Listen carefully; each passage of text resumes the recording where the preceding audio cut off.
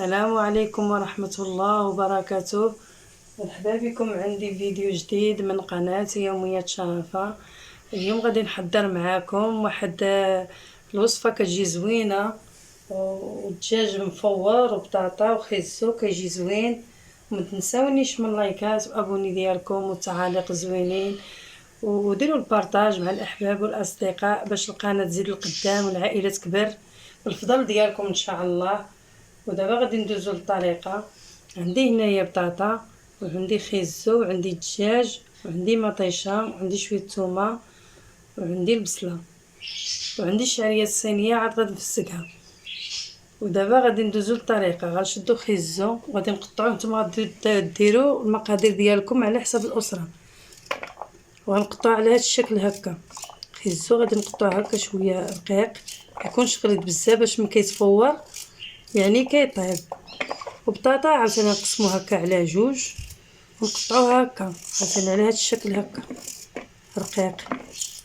وصدقوني والله الا كتجي زوينه وان شاء الله دابا تصلح في هذا رمضان في السحور الانسان يديرها ويتسحر بها خفيفه.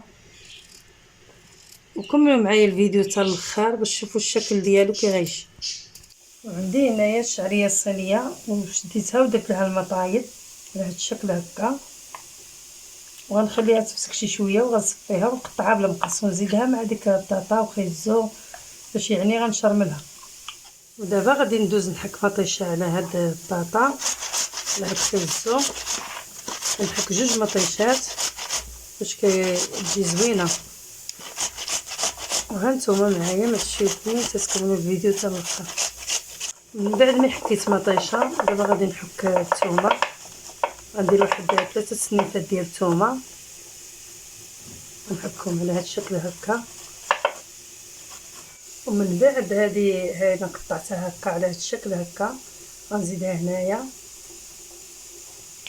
وغادي ندير العطريه، غندير معلقه ونص ديال الفلفله حمراء، غندير معلقه عامره ديال الكمون، وغندير شويه ديال الكركم،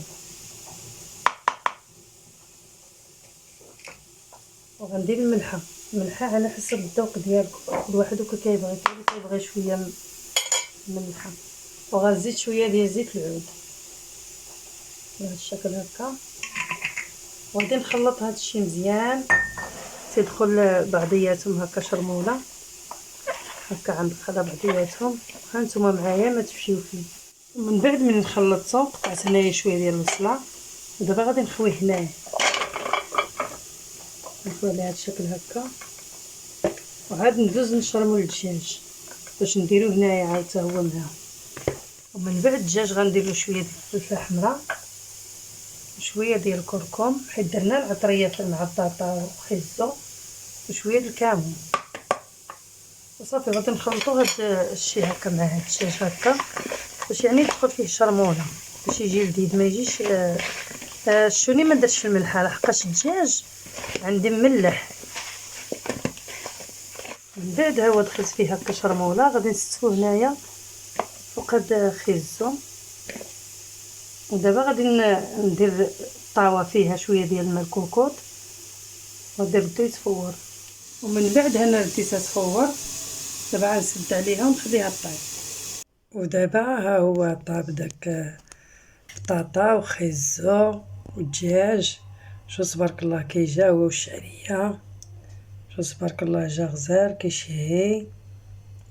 تاكلوه بالصحه والراحه والعافيه.